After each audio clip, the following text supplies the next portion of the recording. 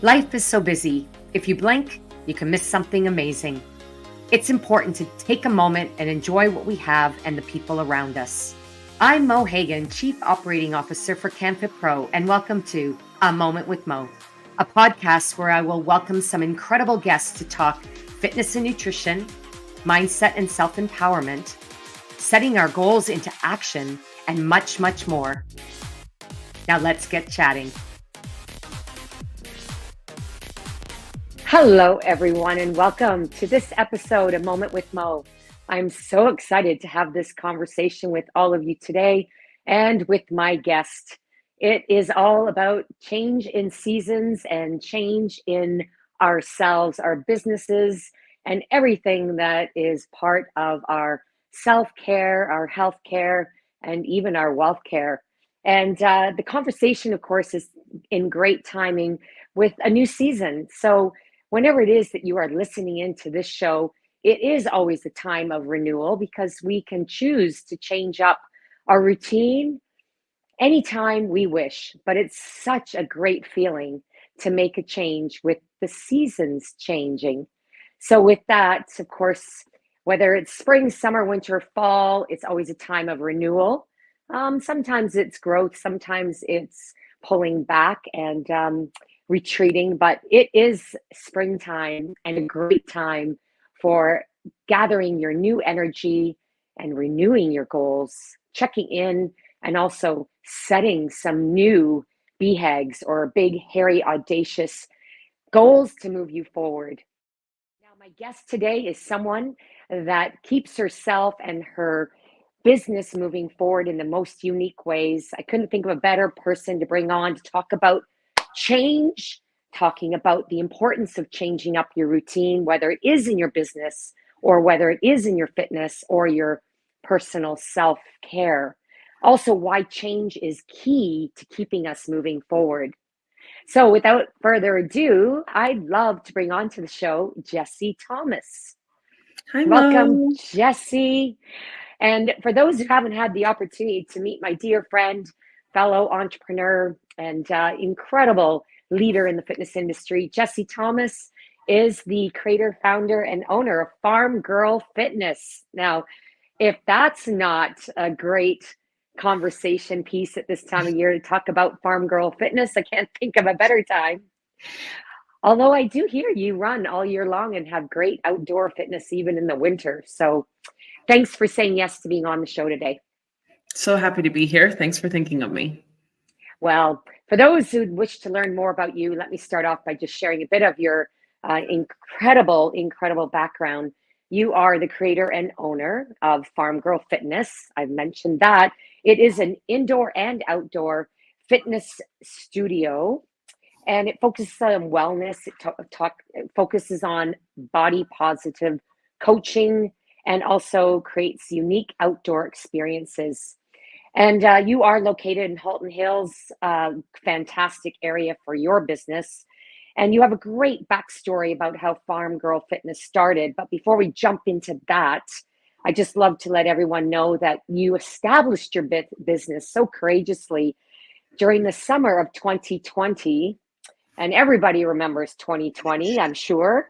And it was a way you could help your fitness community and the people that you actually, already trained and worked with in fitness, but a safe place to work out and support mental health during the summer of the first year of our pandemic. And first year. Jessie, you kept things moving by creating unique ways to work out outdoors and then eventually indoors. And you've been doing it all year long ever since. You provide small group training, classes, personal training, wellness workshops, and even team building corporate events. You've been in the industry since 2007 as a certified fitness industry specialist with CanFit Pro. You're also a great coach and a trainer of coaches. And you were named one of Impact Magazine's top fitness trainers and instructors for 2022. Now that says a lot about what you were able to accomplish during the pandemic years. So applause to that. You are also a top 3 finalist for the CanFit Pro Fitness Professional of the Year in that same year. And you were recognized in 2023 as Women Who Influence, the Sharon Mann Inspiration Award and Scholarship recipient just this past year. So I want to applaud you and everybody out there listening and watching. Give some hearts, and you're going to be able to connect with Jessie. So make sure you do and let her know your thoughts and the takeaways from today's episode. So all that, say, there's a backstory, Jessie, on your reason for starting Farm Girl Fitness, and it is a really incredible family story. So would you start there and share a bit of the backstory and the why that's brought you to where you are here today with your business, Miss Entrepreneur? For sure. Yeah, it's been a bit of a journey, one that we didn't expect. I think a lot of us who have gone through these last few years would say something similar. Necessity is sometimes the mother of invention, and that was the case for us. So in 2020, when gyms closed, a lot of people lost their jobs, instructors, trainers, and I was in the same boat. And I just had to figure out something to do, had to keep myself busy, had to keep bringing money in. I needed a job, but also really needed to keep our community moving and active. And so we thought about originally hosting some workouts or some boot camps in parks once they reopened. And we may kind of forget that for a time, parks were closed during the early parts of COVID. And I was actually here at our family's farm, where I live, and have lived here for about 13 years with my husband. My parents have had the farm for about 16 years. And I was walking around here in the farm one day with a friend, and I said, yeah, I'm thinking of different parks in town, but just waiting for them to reopen. And she said, why are you waiting for parks to reopen? Why don't you just run some boot camps here at the farm? And I thought, that's crazy. Nobody's going to come. And I said, I don't think people would show up. And she said, no, I'm pretty sure people would come. You should give it a try. So needless to say, we gave it a try. June 2020 is kind of our official start date. And I say that because when we started the business, we didn't really realize we were starting a business. We got into entrepreneurship thinking it was going to be very short-lived.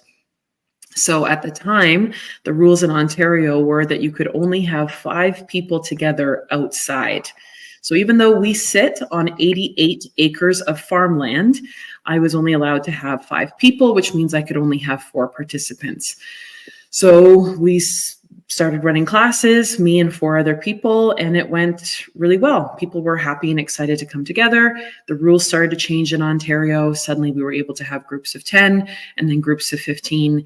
And before you knew it, June, July, August had passed, and we had to start looking ahead to the fall. And unfortunately, my job was not coming back, and we had to start thinking about colder weather.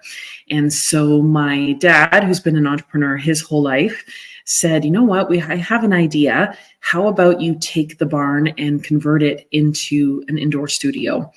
The barn was previously used for horses. So we used to be a horse breeding and training facility for quarter horses.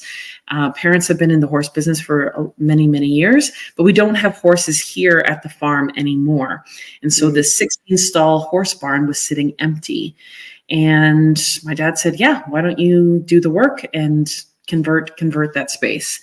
Thankfully, I have a husband, shout out to Dan, who is very, very handy and was able to do the retrofit for us. And that involved digging out the floors, cutting out some walls, putting up some new walls, putting in heating and cooling and all kinds of good stuff. And in November of 2020, we were able to open the first indoor studio, which used to be 4 horse stalls. Unfortunately, in Ontario, the next gym shutdown happened in early January of 2021. So our indoor studio that we had worked so hard on was only open for 2 months, and then it had to close. Oh. So that was a bit of a punch in the gut.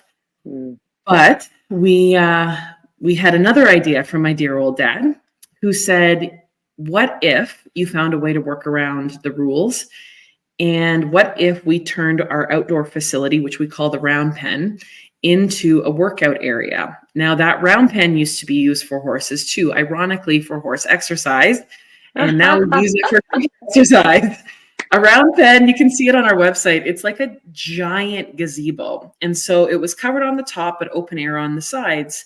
And outdoor workouts in the winter, as all Canadians I'm sure can agree, the hardest part is cold feet, wet feet, and kind of being in the harsh, the elements. But if you could protect people from that, then being in cold temperatures wasn't so bad. So I went to the members that we had at the time and I said, listen, I know this sounds nuts, but are you willing to give it a try? Because it's either this or just online, which we had been doing the whole time. But people at that point were just done with online things. And so they said, okay, we'll give it a try. So we set up things like TRX suspension trainers. We had weights and tires and climbing ropes and all kinds of fun things that we installed in the round pen. We installed lights in there so that we could host classes even in the evening when, it's dark around here at like 4:30. We'd have a bonfire waiting for everybody outside when they came and when they left so that it could stay a little longer and hang out with people. And that basically got us through. That idea from my dear old dad helped us to survive and make it through multiple shutdowns. So that was January 2021. We flipped to outdoor. The coldest workouts we would do were up to minus 15 Celsius. If it was colder than that, we shut her down. They loved it. And today we still have a lot of members that were here for that, and they have warm, fuzzy memories about that time period. We made it work, but we had shutdowns again that actually resulted in a full, even outdoor fitness shutdown in the spring of 2021, which emotionally was probably the hardest one for me.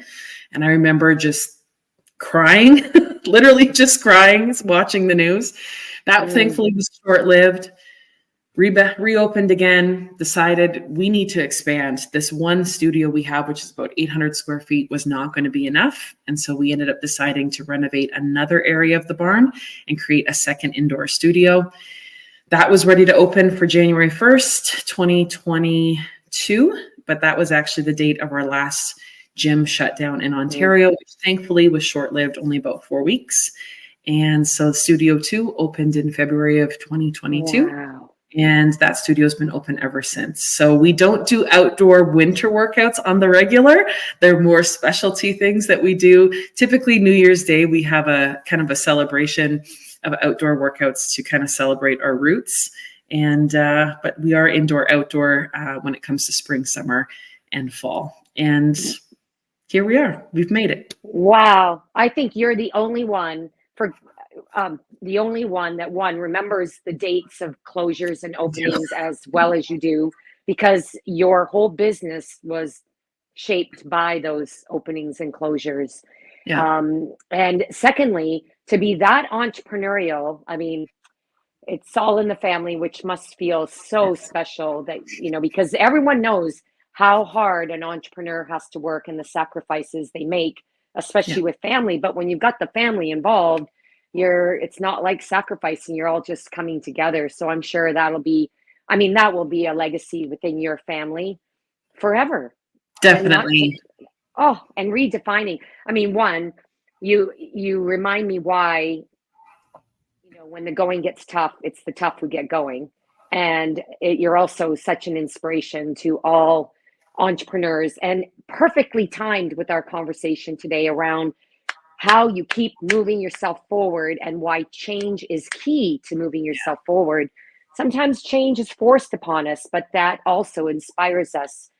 Or do you think, Jessie, that inspires us? If we can do what we had to do then, it's amazing what we can do now and choose to do versus be forced to do, and renew our energy around that ability to create things that you never thought possible. Yeah, there's definitely things where you look back and you feel that you were kind of pushed into a corner, so to speak. Again, necessity, mother of invention. And that at times just kind of feels like survival. It doesn't feel like bravery. It doesn't feel like being creative. It doesn't feel like any of those positive spins that we'll put on it after the fact. It's only looking back that you realize that change was an act of courage, bravery, inspiration, all those good things. But in the moment, it just feels like survival. And, of course, if we can choose change under much better circumstances, yes, that feels a lot better. But looking back, every single time there was a setback, we kind of, and I say we, myself, my husband, my family, because they truly, truly are a part of this, is we were able to look at every time we had a setback, what's the opportunity that lies within the setback? And there was one, at least one, if not multiple things, every single time. And if there's something I'm grateful for with all of that over the last few years, is that it's trained me now to every time I hit a roadblock to say, where's the opportunity lying that I'm just not seeing yet? And sometimes the shutdown, gave me time. Sometimes the shutdown, not being able to teach in a way I usually did, that gave me time to get training for my business or to spend time on education or other things that maybe I wouldn't have had time otherwise. So yeah, if you can look for those opportunities while the things are good, take that time. It can feel a lot better. And that is evidence that gives you confidence to look for those opportunities, even when things are going well, because we can all take from what we learned about ourselves and what was possible when everything seemed impossible back then. And you said such amazing lessons for life. With setbacks come opportunities, giving yourself space, sometimes even when you weren't expecting that time off, to then step into reflection. And the other thing too is the importance that there's always an opportunity in everything. We just have to sometimes look forward. And what you didn't say in this moment, but what you said earlier, which I'd love to share with everyone, is you didn't go alone. I mean, I'm sure that you, Jessie, I know for myself, sometimes when you're just feeling like you don't know what that one thing is, that we don't have to just suffer alone. We can reach out for insights and guidance and wisdom from dear old dad, or from our spouses, from our community, and from those that care about us and those that we know will tell us how things are, and what, sometimes remind us what we're capable of when we don't see it for ourselves. Absolutely. So you mentioned that your community around you, your members, your friend, your dad, your husband, all gave you that sort of idea, and then you just got to cultivate it with your entrepreneurial spirit that perhaps was sitting ready for this moment. Yeah, it's true. Having the support really makes a big difference. And I think it's a potential flaw of entrepreneurs as they continue, is that they, as much as they had support or will always have support in their community, they tend to become isolated or individualistic almost, where especially if you're something that's like the face of a brand, or you're the main one making choices and decisions and executing things, you start to rely on yourself too much. And it's good to have that reminder that your people in your circle can see things that you can't see sometimes, and to have that group, whether it's just with actual business things or even like personal things. Sometimes they can see the burnout that's happening in you before you see it in yourself, and they can give you advice and help. So none of us are an island. So yeah, I would always say keep that community close as you continue to grow. Wow, great insights. That's one of the best pieces of advice for self-care, and also the guidance that we need as business owners and entrepreneurs. And that's such a great nugget of knowledge, and personally experienced. You talked about the uniqueness of your space and the programs that you've created in the different areas on your farm. Can you share with us a couple of your you have so many unique programs, and we're going to have Jessie share where everyone can actually go and learn about Jessie's services and programs and events. But can you tell us about maybe one or two of what you think is the sort of most unique programs that you offer at Farm Girl Fitness that maybe would entice people to come visit you and experience it? Yes, we'd love to see everybody. One of the things that we started with, which again kind of came out of necessity, is one of our programs called Farmers Chores, which is now our version of outdoor boot camp. So when we're indoors, when we're indoors doing boot camp, we've got tools like battle ropes and things like that, the regular stuff. But when we first started running classes, we were very limited on what we could get for equipment. As many fitness people can appreciate, the cost of weights was excessive once COVID kicked in. And it was hard to find in the first place. And I was not willing to spend $4 to $5 a pound on dumbbells. And I was trying to find multiple pieces of equipment because I needed everybody to have their own thing. We couldn't interchange equipment. So one day I was baling hay with my dad, which involves me sitting in the back of a truck and grabbing hay bales and pulling them up into the truck. And I said to myself, this should just be a workout. I could just charge money for people to come and help us bale hay.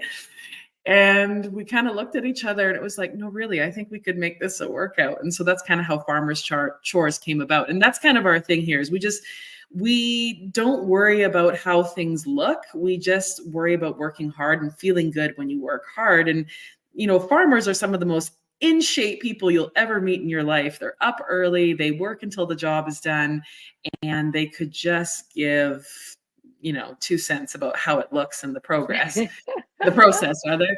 And so with us, we started looking around the farm. What do we have that we could use? So we had hay bales, we had tractor tires, we had sledgehammers, wheelbarrows, wood logs, pieces of wood. My husband, again, being very handy, we found a way to make makeshift handles on the wood logs, and we use those for farmers' carries and all kinds of other things. Wood stumps we used as for step-ups. We made sit-up benches out of trees from our own property. It didn't cost us a dime. It looked really cool. It did look cool. And people would pick up the wood logs and say, how much does this weigh? And I'm like, I don't know, just pick it up and go. But it got the job done, and it's kind of become our claim to fame, and it's the class I look forward to bringing back in the springtime for sure. The other class that became really popular and kind of our signature is forest bathing. So when I told my dad about this idea of forest bathing, he looked at me very strangely, and he's like, are people getting naked in the forest? No, Dad, nobody's getting naked. Clothes are staying on. Forest bathing, if you look it up, feel free to, research it after this, but it's actually an ancient Japanese practice. That term forest bathing was not made up by me, but rather it's the idea of immersing yourself in the forest and in nature. And we're very fortunate to sit on top of the Niagara Escarpment, and we have a beautiful forest as part of our farm that has water running through it and just a beautiful kind of bed of trilliums in the spring and just gorgeous in the fall.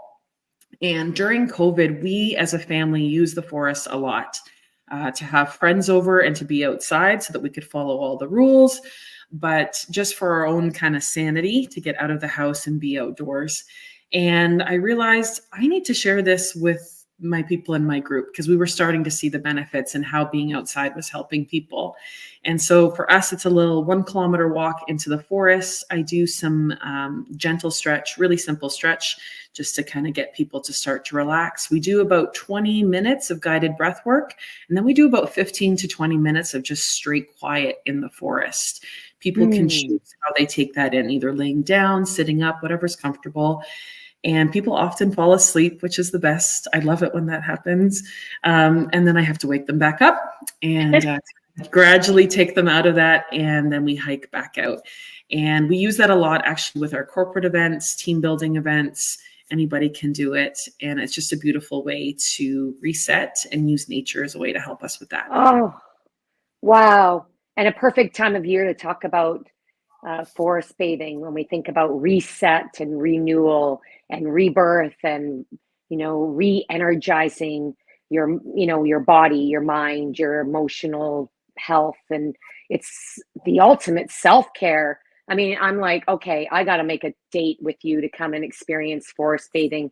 And thanks for defining it for us, because I know some people out there still think, and I actually know someone that does forest bathing not far from me, but they are naked. Okay. Anyways, to each his own. All right. Well, perfect segue, Jessie. I wanted to ask you questions about 3 areas of self-care that I feel are critical for helping move people forward. And for those who haven't caught my recent blog, and it's all about how to move your self-care, your self-development, and your self-empowerment forward, and how that can help create change. So if you haven't caught that blog, check it out on my website, mohagan.com. I, really go through and share strategies around each of those three areas and how that can help you stay on course with your 2024 goals. And of course, being a new season, it's could perhaps be the first part of your Q2 of your fiscal year, or your calendar year, in which is a perfect time to renew your goals as it is. One thing that's really critical that I have found is as we get underway with our goals for the year, many of us stumble or hit roadblocks. There are obstacles that prevent us from moving forward. And I'm going to just admit, for me, it's a weakness, and my weakness that holds me back from, really getting after my goals. And it's not what you think. It's not like it's fear or it's, laziness. It's actually procrastination. And I do admit that I can procrastinate. And I'll tell you why. It's, procrastination is not necessarily a bad thing. It's just a behavioral habit that we get into. It's because I'm very entrepreneurial and creative. And after the creative piece, I don't like doing detail. I don't like the detail of seeing it through to the finish. I just want to keep moving on to the next opportunity and really inspire my team to, align their strengths to do the detail. And so that's the one tip for procrastinators is find the strategies that will help you move beyond that or in spite of that. And for me, I actually found that if I focus on my self-care, my self-development, and understanding how procrastination, why it happens and how I can work through it, and then how I can empower myself so that when those times of procrastination hit for me, I know how to get out of my funk. I call it that. And it's interesting because we've been talking about the people in our lives that help support us. My assistant, Emily, is like the rock star of how to stay on task. And so she's been my sort of accountability partner for procrastination. So that's another strategy. But Jessie, I've shared a little bit about what my weakness or tendency can be on my pursuit for, moving myself forward and creating the change I desire. I'd love you to share if you have discovered within yourself something that stands in your way. And if so, what strategy, what one thing have you found in either of those areas? I'm going to dive in a moment and ask you specifically, but have you discovered something that stands in your way? And if so, what have you learned about yourself to help you move through it? I think the simplest way to say it is that it is fear. And I think a lot of us say that and kind of leave it at that. Mm-hmm. And what I learned, especially of course, all through these last few years, but right before I made the decision to kind of go into our business full tilt, I remember really struggling with a few different fears. And I decided to write those fears down and make them very, very specific. Because if we just say I'm afraid and leave it at that, then that fear is legit and it stays and nobody can talk you out of it, including yourself. But I was afraid of things like making the wrong decision. Okay, take that further. What does that mean? I'm afraid of making the wrong decision and losing money. Okay, what does that mean? Who would that affect? And I kept kind of forcing myself, because I do this with my clients. When they say they can't do something or they're afraid of something, I'm just that person in their life who keeps asking them why. I'm like a 2-year-old until they get to the root of it. And I had to turn around and do that on myself. I was afraid of perhaps losing friendships. In order for me to start this business officially, like go right fully into it, it meant having to let go of my old job. And that was scary.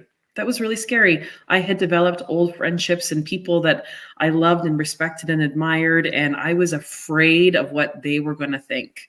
I was afraid of what other people were going to think. So I had to write down what the fears were, but then I made another column that said, but what's the truth? Like, what's the Ooh. facts? Fear and facts. And I'm really happy that I actually saved that piece of paper. I found it a little while ago, and I'm so grateful that I saved it, because I think I might frame it one day and put it somewhere in the office here. I don't know. But the ability to write down what the facts were, not what you think maybe could happen, what do you know to be true? And that Mm. led me to override the fear big time. Suddenly the fear became really obvious that it was in essence making things up that hadn't happened yet, versus what do you really know? So, the fear of what will people think? Well, what are the facts? What do I know? I know that I'm friends with these people in the first place because they're really good people. And I know that if somebody would judge me on something like this, they're probably not my friend in the first place. That's a fact. Hmm. Okay. Yeah. Be reasonable about it. And of course, sure enough, those people in my life continue to be cheerleaders for me. People that I used to work with and things like that, they still send me messages and shout outs and encourage me, and it all worked out, right? So fear versus facts is probably the biggest thing to get me over those humps. And I do that now too. I still have fear, probably a big fear of just making the right decision all the time. My procrastination is kind of like a decision paralysis. Mm-hmm.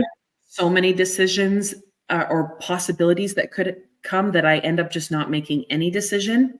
Yeah. And so again, kind of recognizing where your traits are and then just finding tools that work for you to override that so that you can just really stick with reality. Wow. That is incredible. Honestly, I know people's approach to fear, and I've heard the definition: fear being false expectations appearing real. There's some other acronym definitions. We'll leave it at that. But I loved how you did that fear fact, and you kept asking why. And it may be a 2-year-old habit behavior, but it is the best way to get to the root cause. But it's also a phenomenal tool for getting to people's deeper why, by just asking why. Why is that important? Why is that important to you? Why? And it just gets people to that emotional level. So you peeled it away to really find and see the true fact and come to those realizations. And it's so wonderful you kept it. That's a powerful thing in itself, to go back and see what you discovered about yourself and know what you're capable of. I mean, that is, I feel like you just discovered the Wonder Woman within you. Hey, thank you. That was so great. I hope everyone really took from that the enthusiasm or the inspiration to really reflect on your own traits and what could possibly be your roadblock, and what is it that you're going to move through your tools and strategies that you gain or you realize are your strengths, to overcome what your that kryptonite or weakness is for you. So we're going to do a little rapid round here, Jessie, before we wrap up. I mentioned earlier that I focus on 3 areas of how we can work within ourselves to move forward and create the change that we desire. And they were self-care, self-development, and self-empowerment. So I'd love to ask you quickly, first question: how do you balance your self-care, or what do you do for self-care as a businesswoman and fit pro, that maybe helps you through some of your obstacles or funks that you might find yourself in?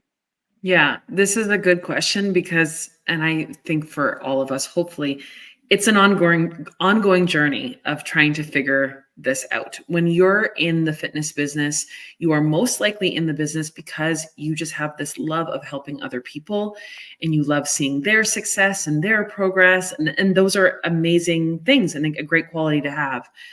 But it's also a job in an industry where you're giving constantly. And I know for me, going through these last few years, especially, everything was about what I could put back into the people I was serving, but also back into the business to be able to help more people. And To be honest, at the beginning, it was very fun and exciting, and it still is.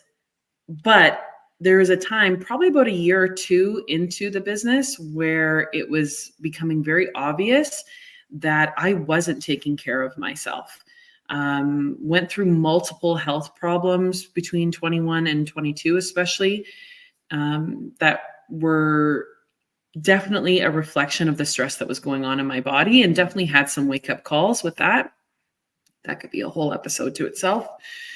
And I think for Fit Pros, we get used to seeing it in other people or the things that we could fix in others, but we just hate to look at it for ourselves.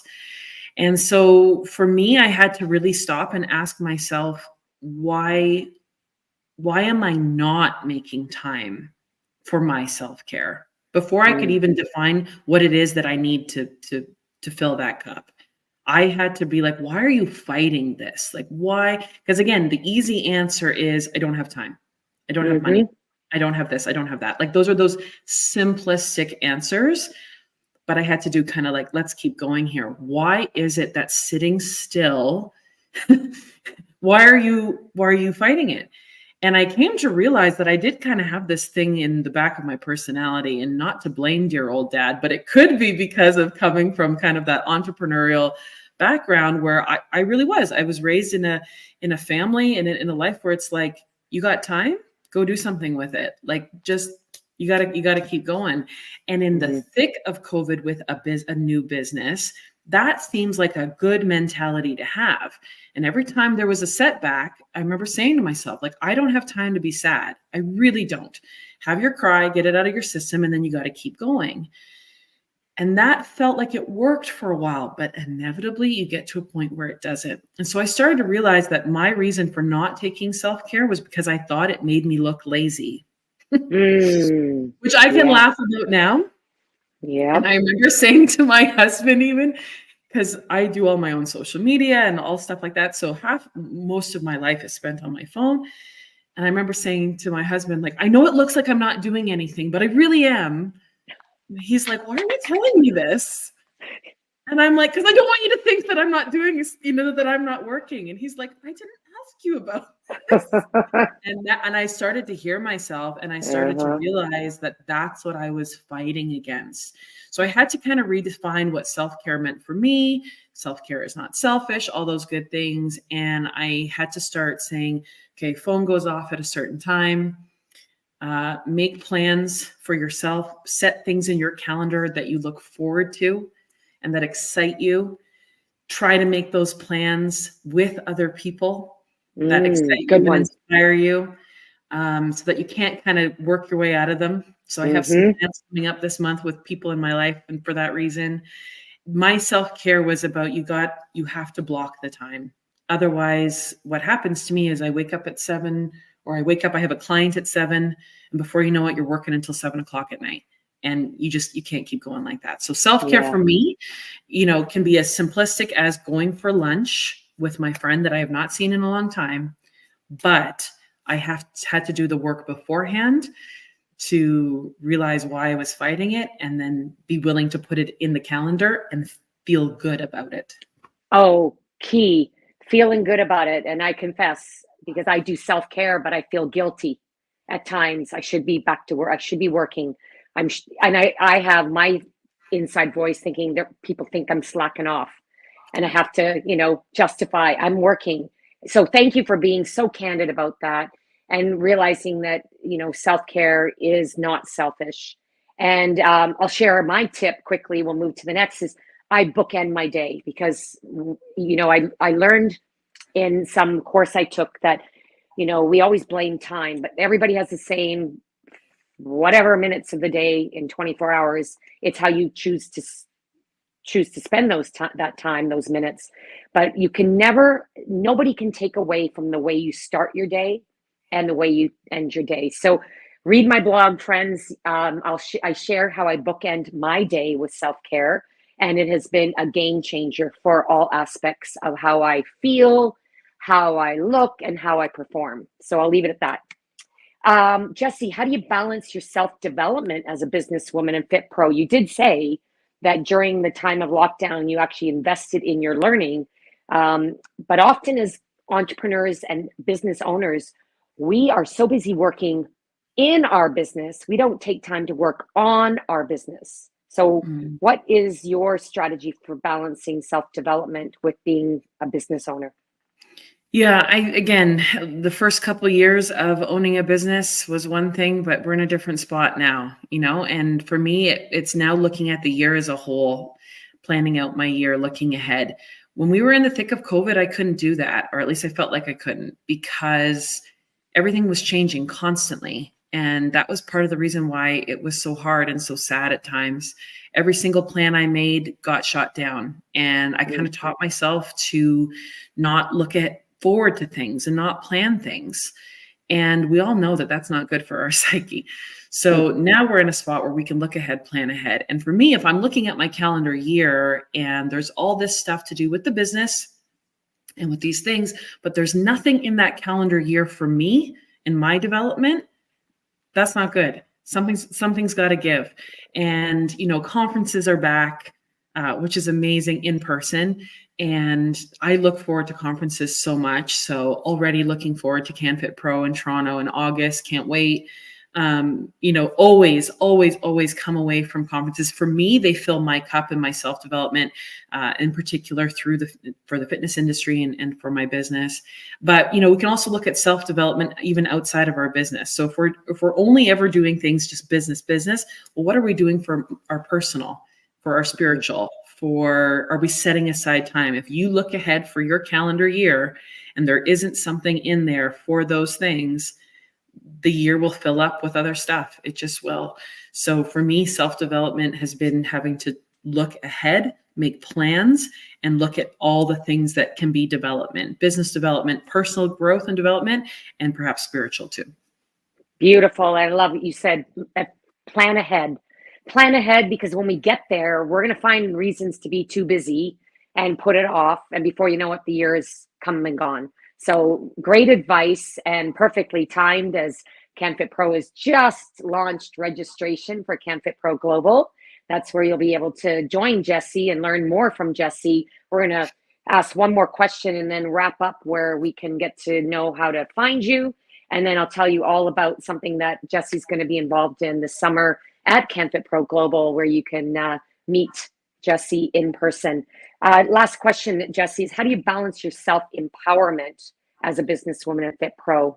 And just really quickly, what would that balancing self-empowerment mean to you, and how do you go about it? The simple answer is manage your energy, protect your energy. I like to pick words for New Year's, and in 2023, energy was my word. And I came to realize that, even what you take in through social media, if you catch yourself scrolling and you come across somebody's page that just makes you feel bad about yourself, or that you don't feel good when you're reading it, stop following that person. Do an audit every once in a while. Protect the energy around you by making sure your circle is full of people that help you feel empowered. And also mentorship. And I know, Mo, you talked about this in your last blog, that idea of having people in your life. Again, conferences for me have been really helpful for that, connecting with people.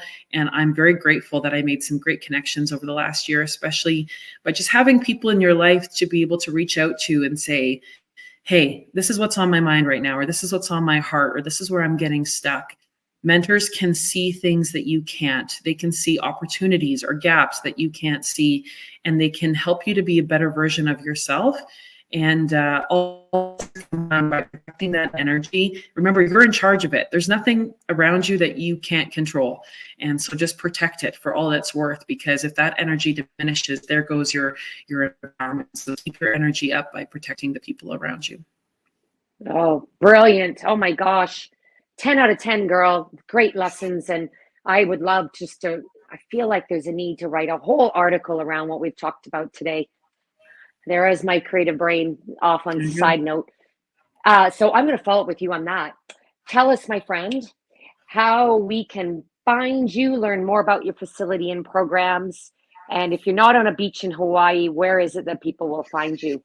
Yeah, just back from vacation, feeling rested. But if I'm not on a beach in Hawaii, you can find me. Website is farmgirlfitness.ca. Instagram is the same handle, farmgirlfitness.ca.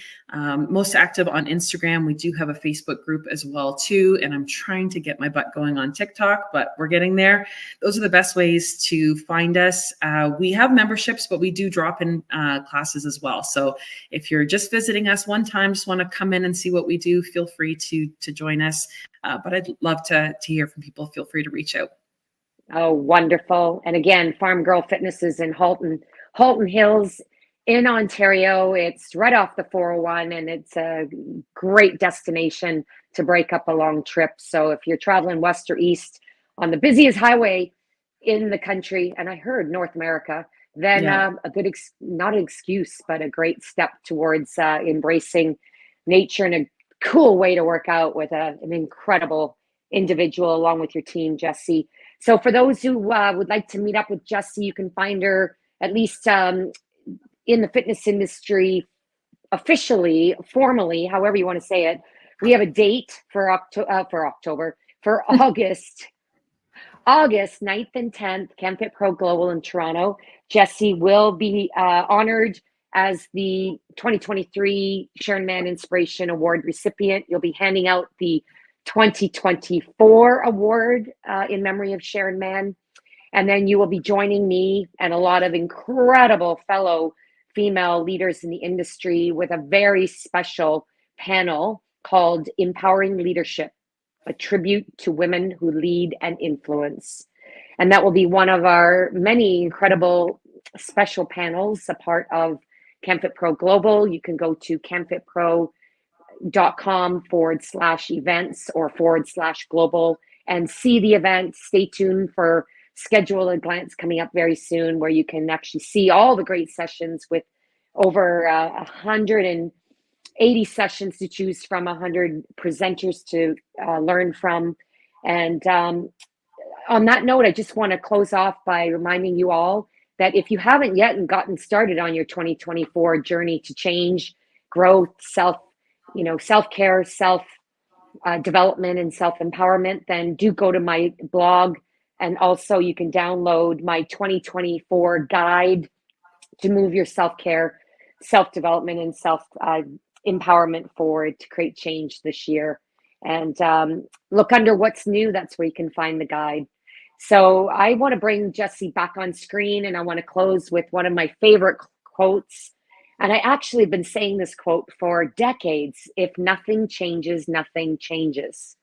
And I feel like that's part of the learning from great coaches like Anthony Robbins, and the famous Jim Rohn. But I actually discovered today that that's only part of the quote. And that quote is actually by a woman by the name of Courtney C. Stevens.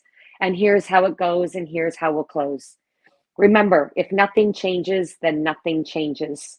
If you keep doing what you're doing, you're going to keep getting what you're getting. You want change? Make some. Again, by Courtney C. Stevens. And I think that's just a fantastic way to close off. Thank you so much, Jessie. Thank you all for your time. And cheers to you for taking the lessons learned here and stepping into your renewal and your review of 2024. Keep moving yourself forward, everyone. Change is power. And with power comes the opportunities that you have. So thank you. And thank you, Jessie. You are a blessing and wonderful to speak with you today. Great to chat with you. Can't wait to see you at ChemFit Pro.